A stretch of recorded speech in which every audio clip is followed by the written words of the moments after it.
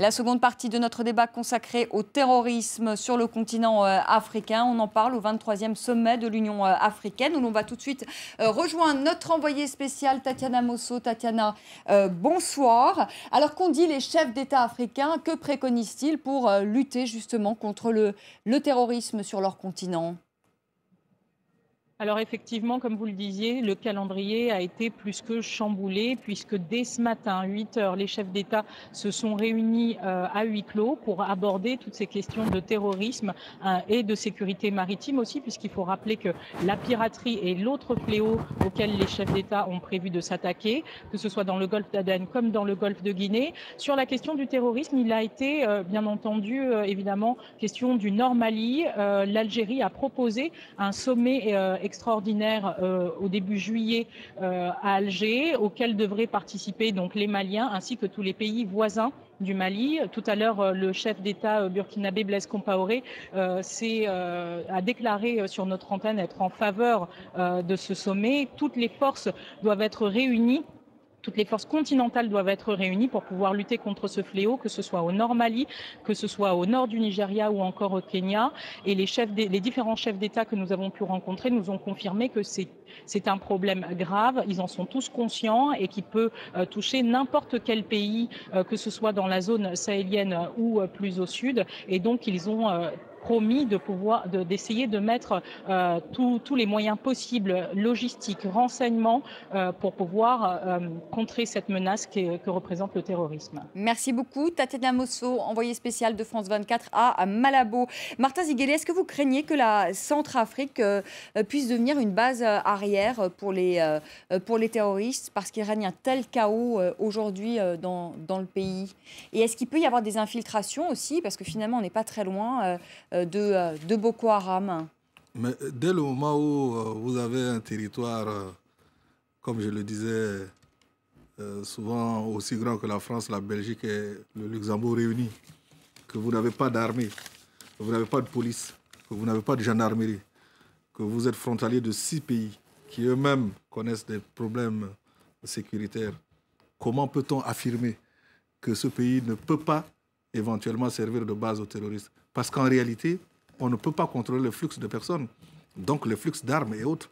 Donc c'est pour ça que la rapidité, la célérité et surtout l'efficacité de la solution de la crise centrafricaine peut concourir à empêcher justement qu'il y ait cet arc terroriste que tout le monde craint et qui peut aller de la Somalie ou du Kenya malheureusement aujourd'hui jusqu'au Mali en passant par le Darfour, la RCA, le nord Nigeria, le nord Cameroun et le Mali. C'est un risque réel. C'est un risque réel. Est-ce qu'il y a des ponts aujourd'hui entre l'ex-Séléka, c'est ce que certains disent, et Boko Haram qui donnerait des armes en échange de diamants, parce que l'ex-Séléka est surtout dans le nord de la Centrafrique, donc dans une région diamantifère, et qui aurait un échange armes contre diamants entre Boko Haram et la Séléka? Je n'ai pas l'information, je n'ai pas cette information, mais dès le moment où l'État ne contrôle pas des zones où il y a des richesses minières, et puis vous savez, le diamant centrafricain, c'est un diamant de joaillerie. Donc c'est tout petit, on peut le transporter, le mettre dans sa poche, traverser des frontières, pas seulement les frontières centrafricaines. Donc tout est possible. Mais je n'ai pas reçu cette information, mais elle n'est pas impossible. Anne Goudichelli. Disons que je n'ai pas non plus de confirmation que ça soit exactement comme vous l'ayez décrit, mais c'est certain que dans ce territoire que vous décrivez, dans un système chaotique, eh bien, il y a du business. Il y a de l'économie parallèle, puisqu'aujourd'hui, l'économie centrafricaine est quand même très affectée par sa déstabilisation. Donc, forcément, c'est de l'argent qui va à peu près à tout le monde, y compris peut-être en bout de chaîne à Boko Haram ou à d'autres groupes, puisque, justement, ce qu'on disait tout à l'heure, c'est que c'est des groupes aussi qui sont dans des business illégaux, qui se financent aussi sur des trafics et des rackets. Donc, voilà, le problème de l'instabilité, c'est que justement, ça permet à ces types d'économies parallèles de fleurir et donc de servir aussi de financement. Mais bien sûr. Général Desportes, comment combattre ces groupes terroristes? Alors, écoutez, d'abord, comme vous l'avez dit tout à l'heure, il n'y a pas de solution militaire. Les militaires peuvent faire un certain nombre de choses, mais en tout cas, pas régler ces problèmes. Que peuvent faire les militaires? Ils peuvent d'abord détruire, effectivement, mais ça, on le fait beaucoup plus facilement, par exemple, dans le Nord Mali, ou bien, s'il fallait agir dans le sud de la Libye, qu'en Centrafrique, où le terrain est beaucoup, beaucoup moins favorable. D'abord, à ces actions brutales, où on ne peut pas utiliser toute notre technologie, comme on l'a fait au Mali. Donc, on peut détruire. Et puis, on peut aussi stabiliser une fois qu'on a détruit. Le problème actuellement de l'armée française, l'opération Sangaris en particulier, c'est qu'elle n'est pas assez nombreuse, comme vous le disiez, monsieur le Premier ministre, tout à l'heure. La Centrafrique, c'est grand comme la France, plus la Belgique, plus le Luxembourg. C'est 2000 hommes, Sangaris, je crois. C'est 2000 hommes, c'est 2000 hommes. Quant à la force européenne, elle est concentrée sur l'aéroport de Mpoko. Donc, c'est très, très, très insuffisant, si vous voulez, pour régler le problème. Donc, et l'armée française ne saura pas faire beaucoup mieux, parce que là, il n'y a pratiquement plus d'armée française après les réductions budgétaires que vous connaissez. Oui, alors ça, donc, non, mais la solution est européenne, parce que ce qui risque de se passer là concerne tous les Européens. Les Européens ne veulent pas voir le problème. Les Français sont en première ligne, ils le comprennent mieux que d'autres, parce qu'ils ont un passé africain, entre guillemets. Les Européens ne le comprennent pas, mais c'est bien un problème européen. Et quand on voit que cette pauvre force européenne ne comporte pratiquement que 200 Européens, à part les Français et les Géorgiens, c'est tout à fait accablant. C'est un problème européen. Oui, mais si on revient par exemple sur le Nigeria, parce que le cas de la Centrafrique est encore différent, celui du Nigeria, on a vraiment affaire à ce groupe terroriste Boko Haram. Comment contrer aujourd'hui un groupe, par exemple, comme Boko Haram? Comment le contrer alors qu'il y a quand même des moyens de renseignement, des moyens militaires? Est-ce qu'on est dans le cadre d'une guerre asymétrique et où ça ne se fera pas? Ou est-ce que ça passe par le renseignement? Moi, j'entends beaucoup les gens qui disent c'est le renseignement humain qui permet justement de s'infiltrer dans ces villages, d'avoir des... Est-ce que c'est ça la clé? C'est évidemment d'abord le renseignement. La lutte contre le terrorisme, c'est d'abord le renseignement, et c'est tous les renseignements. Les renseignements humains, beaucoup, mais aussi la surveillance aérienne avec les satellites, avec les drones, avec les avions. Les écoutes téléphoniques sont tout à fait importantes, et on a déployé là-bas, la France a déployé un certain nombre de moyens pour écouter les réseaux. Donc, mais comment expliquer par exemple que les jeunes filles, on les ait toujours pas retrouvées?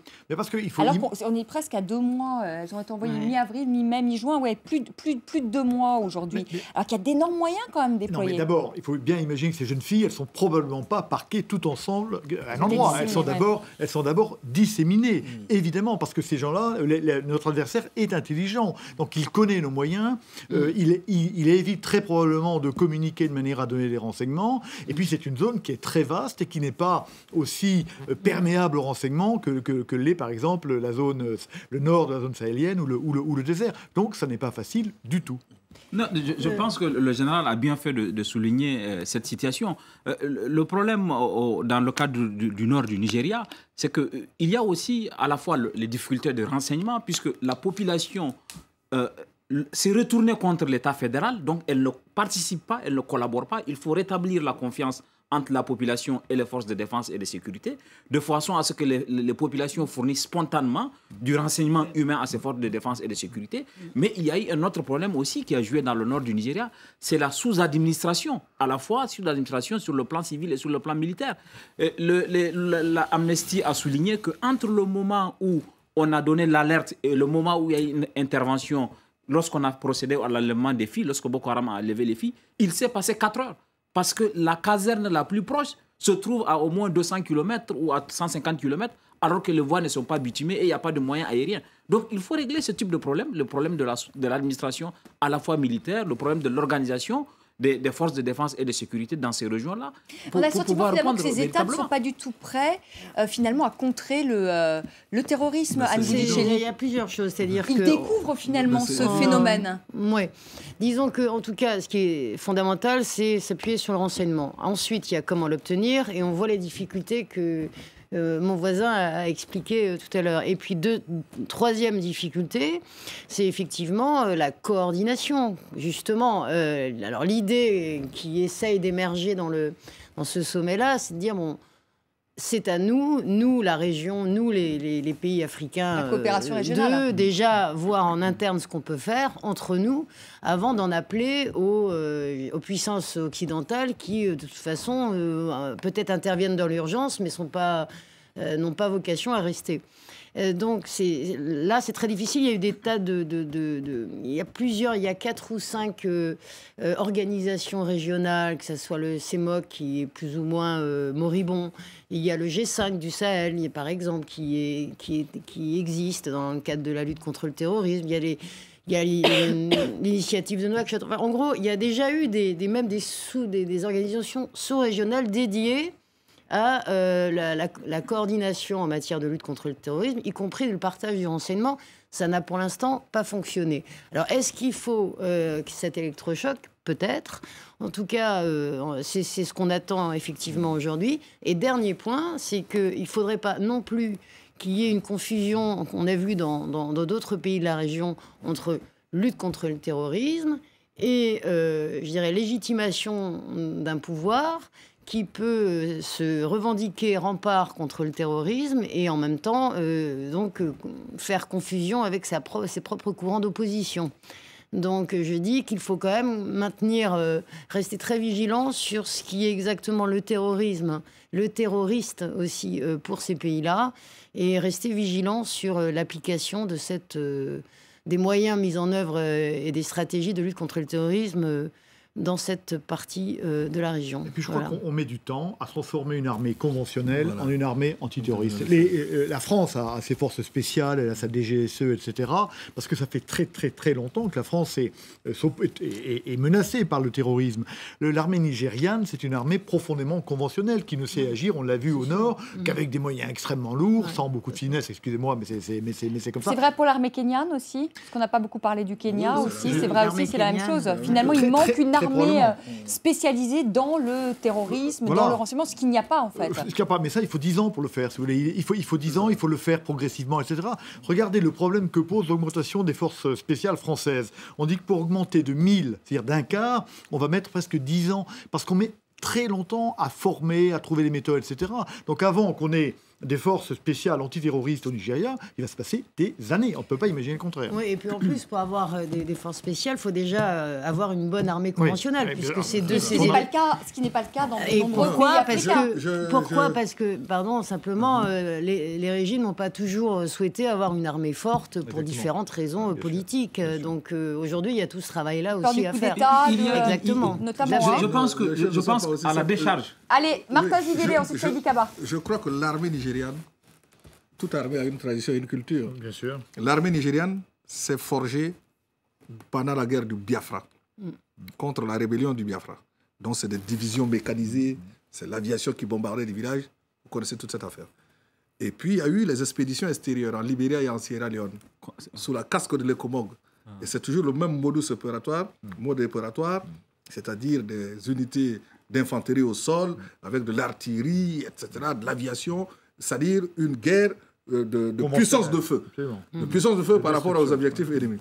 Et cette guerre-là, ce type de guerre ne peut pas être fait au sein d'une population civile dans l'état de Borno, au nord-est du Nigeria. Ce n'est pas possible, parce qu'à moins de boucler la zone et d'exterminer la population, ce qui n'est pas le cas. Donc, et le Nigeria, c'est un pays de 180 millions d'habitants. Et je parle sous le contrôle de M. Sidik, au moins 39 ou 40 États, si je ne me trompe. Oui, 36. Donc, les virages en matière de doctrine militaire au Nigeria, c'est comme le virage d'un grand paquebot, ça prend du temps. Oui, mais Martin Ziguélé, Anne Goudichelli a avancé un argument intéressant. Avant de parler, comme le disait le général Desportes, d'une armée spécialisée dans le terrorisme, dans le renseignement, il faut déjà une bonne armée conventionnelle. Et c'est vrai que pourquoi les États africains n'arrivent pas à mettre sur pied, on le voit là par exemple avec la MISCA, je veux dire en Centrafrique, chez vous, on n'arrive pas à trouver 6 000 hommes, là on essaie, les Nations Unies, 12 000 hommes on prévoit pour le mois de septembre, on n'arrive pas à trouver 5 000 Africains en plus. Pourquoi ? Quel est le problème ? Avant Boko Haram, l'armée nigériane était considérée comme l'une des armées les plus puissantes d'Afrique. C'est avec le phénomène de Boko Haram que tout le monde a commencé à constater qu'il y avait des problèmes. Non, oublions l'armée nigériane. Il y a les Tchadiens qui sont bons. Il y en a quelques-uns. Il y a quelques pays, mais ils ne sont pas très nombreux quand même. Les Tchadiens sont bons à cause de leur histoire. Parce qu'ils se sont battus pendant près de 40 ans aujourd'hui pour préserver la paix à l'intérieur du pays. Donc forcément, en forgeant, on devient forgeron, comme on dit. Et ils ont construit une armée dans le feu, dans la discipline, dans l'organisation, dans la ténacité aussi et la bravoure. Et ils ont une armée aujourd'hui qui défend leur pays et qui défend aussi d'autres pays. Mais ce n'est pas le cas. Il y a plein de pays qui ont connu des rébellions, qui ont connu des coups d'État, etc. et qui n'ont pas l'armée qu'a l'armée tchadienne. Ce n'est pas le cas dans d'autres pays parce que la construction d'une armée nationale capable de défendre les frontières du pays, de défendre la souveraineté du pays, n'a jamais été une priorité. C'est ça, c'est ça le fond du problème. Ça n'a jamais été une priorité. Et même, je vais plus loin. Il y a moins de 20 ans, il y a des gens qui écrivaient qu'il fallait dissoudre les armées africaines pour avoir leur place de police et de gendarmerie, qu'en réalité, on n'avait pas besoin d'armées. Il y avait ce discours qui accompagnait les politiques d'austérité, d'ajustement structurel. On est même dans un pays comme la RCA, la Centrafrique, on est allé même jusqu'à fermer l'école nationale d'administration. C'est pour vous dire, parce qu'on estimait que ce n'était pas la peine de former des fonctionnaires. On est surpris 20 ans après de voir un pays qui n'a pas d'État, dans lequel il n'y a pas d'État, et où il n'y a pas aussi d'armée. Parce qu'il n'y a eu aucune volonté politique de construire à la fois un État qui soit debout et une armée qui soit debout. Parce que c'est les deux ensemble qui font un État. Aujourd'hui, on parle du Nigeria. C'est le divorce entre l'État et la population qui fait qu'il y a un lit pour la subversion. Et le fait qu'il n'y ait pas eu de construction véritablement et de réadaptation de l'armée au péril moderne, parce que la volonté politique n'a pas précédé cette action, et la capacité d'anticipation aussi de nos gouvernements est un problème entier. Cela fait qu'au final, nous avons des situations où nous sommes obligés d'appeler l'extérieur. Souvenez-vous que le Nigeria, première nation africaine par sa population, l'armée la plus grande d'Afrique, en dehors de l'Afrique du Sud, est obligée aujourd'hui de faire appel quand même à des spécialistes d'Israël et de certains autres pays. Première puissance. C'est quand même un problème. Il y a, je pense, à mon avis, fondamentalement un problème de volonté politique en Afrique. On a souvent entendu des discours, on l'a senti ici en décembre de l'année dernière au sommet de l'Élysée, dire que l'Afrique doit prendre en charge sa sécurité. Il faut qu'on passe du discours à la pratique. Il y a des pays africains comme l'Éthiopie, comme l'Érythrée, comme l'Égypte, qui ont quand même des armées puissantes, qui peuvent mobiliser 5 000 hommes, 10 000 hommes. Mais la volonté politique ne suit pas. Il ne s'agit pas de se réunir à Malabo pour dire que l'Afrique va prendre en charge sa sécurité, etc., pour faire de grands discours qui ne servent à rien. Il faut passer de l'action. Et ça, cette volonté politique-là, aujourd'hui, elle fait défaut dans beaucoup d'États. Quand il s'est agi de faire la guerre à l'Érythrée, lorsque l'Éthiopie a eu besoin de faire la guerre à l'Érythrée, il y a eu des affrontements qui ont fait près de 80 000 morts. Des affrontements avec des armées puissantes, que ce soit l'Érythrée ou l'Éthiopie. Aujourd'hui, il est inadmissible que les pays africains, 53 ou 54 pays, selon qu'on considère la RSD comme un pays ou non, ne puissent pas mobiliser 5 ou 10 000 hommes. Comme vous l'avez souligné, au Mali, en Centrafrique, on cherche 10 000 hommes et l'Afrique n'arrive pas à les mettre. C'est pas qu'elle l'Union africaine promet de créer une armée africaine. L'Europe non plus n'y arrive pas. Il faut un problème de volonté politique. Un problème de volonté politique. Moi, je pense que c'est plus un problème de volonté politique que toute autre chose. C'est même pas un problème financier. L'Afrique a les moyens. Mais pourquoi ils ne veulent pas? Pourquoi ils ne veulent pas? Parce que chacun joue sa propre carte. En dépit du discours d'union, chacun joue sa propre carte. C'est-à-dire, le problème, si vous voulez, il n'y a pas de volonté politique en interne pour chacun de se créer des institutions, en gros, pour constituer un pays avec des institutions crédibles, légitimes, dont l'armée. Et puis, il y a aussi la politique de chacun de ces pays. Si par exemple, on s'appuyait sur l'Algérie, sur l'Afrique du Sud, une partie des Nigérians ou des Tchadiens, par exemple, s'il y avait une vraie volonté politique et diplomatique de coordination aujourd'hui, telle que le sommet en fait référence et tente d'aller dans ce sens-là, eh bien, peut-être qu'on pourrait y arriver. Mais pour l'instant, regardez l'Algérie, par exemple, elle n'a pas contribué aux efforts... Alors que les services de renseignement algériens sont très forts. Absolument. L'Algérie, par exemple, a démantelé les cellules dans son pays, mais sa doctrine nationale fait que l'armée algérienne ne peut pas obtenir à l'extérieur. Aujourd'hui, un dernier mot, le général Desportes. Moi, je voudrais insister sur le fait de gouvernance. Les armées africaines sont souvent divisées en parties qui se surveillent mutuellement. Oui. Donc, le modèle français est un modèle extraordinaire, d'armées parfaitement républicaines, ce qui est très rarement le cas dans les pays africains. Ça, c'est le premier point. Le deuxième point, c'est qu'il faut se lancer dans la construction des armées africaines, mais ça prendra du temps. Regardez l'armée malienne. On a cru former des bataillons en 4 mois. Ils se sont effondrés immédiatement quand le MNLA est revenu prendre le nord du Mali. Le nord du Mali, il y a quelques semaines. Donc, on voit bien que c'est un effort très long qui demande une volonté politique forte dans la durée. Et c'est souvent ça qu'on a du mal à trouver dans les pays africains. Merci à tous les 4 d'avoir participer à ce débat. Vous restez avec moi, Karim. Bonsoir. On va parler aussi terrorisme à la Coupe du Monde. Alors, la Coupe du Monde est toujours un moment sensible, un moment où les actes terroristes peuvent se produire. Et on en a la preuve, puisque l'attentat qui a eu lieu tout récemment du côté du Nigeria, dans ce centre commercial, a eu lieu au moment même où le match entre le Nigeria et le Brésil commençait, dans un centre commercial où il y avait de nombreux écrans de télévision qui diffusaient ce match. Alors voici Slate qui titre de façon un petit peu inquiétante pourquoi il pourrait y avoir des morts pendant France-Nigeria. C'est le prochain match du Nigeria donc contre la France pour les huitièmes de finale de cette Coupe du Monde. Et lorsqu'on jette un petit coup d'œil aux attentats récents, eh bien on s'aperçoit que tout récemment il y a eu un autre attentat du côté de Damaturu, dans le nord du pays. Il y avait eu 14 morts lors de cet attentat et il avait eu lieu dans un endroit où on retransmettait un match de la Coupe du Monde. Autre attentat, cette fois-ci du côté du Kenya, dans une localité sur la côte. Eh bien, pareil, à ce moment-là, il y avait un match et cet endroit, c'était un endroit où on retransmettait un match de la Coupe du Monde. Alors, dans beaucoup d'esprits, on se souvient d'un autre attentat qui avait marqué, c'était en Ouganda et c'était lors de la finale de la Coupe du Monde 2010 et on s'aperçoit que c'est un moment particulièrement sensible. Alors, les autorités du Kenya et du Nigeria ont appelé les populations à ne pas se rassembler de façon trop massive pour regarder les matchs. Mais évidemment, c'est tombé dans l'oreille d'un sourd parce que pendant la Coupe du Monde, on n'écoute pas forcément ce genre de conseils. Cette Coupe du Monde qui est suivie également par les djihadistes de l'État islamique en Irak et au Levant et qui parfois s'en servent. Ils se servent de cette Coupe du Monde, ils se servent évidemment des réseaux sociaux. Il y a cette histoire qui peut sembler anecdotique. L'EIL, en tout cas des sympathisants de l'EIL, ont remercié Lionel Messi pour avoir marqué un but dans le temps additionnel contre l'Iran. L'Iran, les chiites, l'ennemi de l'EIL. En tout cas, ça a fait pas mal le buzz. Alors, ils sont même allés plus loin du côté de l'EIL, comme le souligne le journal espagnol ABC. Ils ont même demandé, ou plutôt invité Messi à rejoindre les djihadistes pour combattre à leur côté. Alors, je ne suis pas sûr qu'ils soient particulièrement enchantés par cette proposition. Mais en tout cas, régulièrement, les médias soulignent à quel point la bataille se joue aussi sur les réseaux sociaux et sur Twitter. L'EIL, qui n'hésite pas, regardez ce tweet, à utiliser le hashtag EIL 2014 à côté du hashtag World Cup 2014 pour toucher un maximum de monde. Et pour clore ce chapitre et ce qui se passe sur les réseaux sociaux, eh bien, sur Twitter, une rumeur s'était répandue. Lassana Diarra, un milieu de terrain, je crois qu'il jouait avant au Real Madrid et à Chelsea, eh bien, s'est retrouvé avec une rumeur qu'il a dû déconstruire, démanteler, une rumeur selon laquelle il voulait rejoindre les djihadistes en Syrie.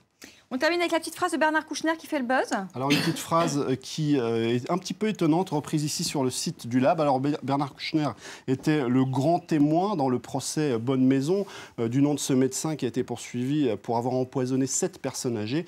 Et Bernard Kouchner veut bannir le mot euthanasie car il y a nazi dedans, ce qui n'est pas gentil. Alors c'est une analyse un petit peu étonnante. Ça a suscité pas mal de réactions ironiques, notamment du côté de Topito, un site qui fait des listes pour tout et n'importe quoi. Le top 10 des mots à interdire sur le champ selon Bernard Kouchner parce que ce n'est pas gentil évidemment. Alors il y a Nazillard, Nazik ou encore Guillermo Ochoa parce que le nom du gardien de but mexicain a le mot Shoah dedans.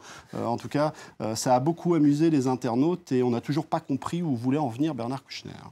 Merci beaucoup, Karim, pour cette chronique. Allez, je vais vous donner les derniers résultats des matchs qui étaient en cours. Pour vous dire donc que l'Allemagne a remporté son match face aux États-Unis 1-0 avec un but de Müller à la 55e minute. Portugal-Ghana, eh bien, c'est le Portugal qui remporte la rencontre face au Ghana. 2-1, deuxième but donc marqué par le Portugais Cristiano Ronaldo. C'était à la 80e minute. Voilà, j'ai tout bien dit, Karim? Je crois que vous avez tout bien dit. Formidable. Merci à tous les 4 encore d'avoir participé à ce débat. Merci à vous de l'avoir suivi. Merci beaucoup, Karim. À demain. À demain. Je vous retrouve demain à partir de 18h, heure de Paris. Très belle soirée. Tout de suite, le journal.